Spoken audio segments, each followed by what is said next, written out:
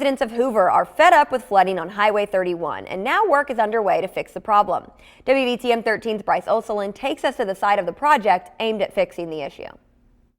If you take a look behind me, you'll see a multi-million-dollar project is underway in the city of Hoover. The purpose of this project is to fix flooding near Highway 31. Take a look at this video.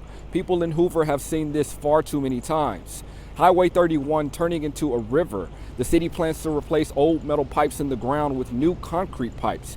Business owners I spoke with say when it rains, it pours, and flooding on local streets prevents customers from walking in. Business slow down a lot more once it starts storming and raining because folks are afraid to go out. It makes me happy to know that the city of Hoover is doing something about the flooding issue. Now we've been having issue like this for the last few years now. And the city of Hoover plans to finish this project in July. In Hoover, Bryce Olselin, WVTM 13.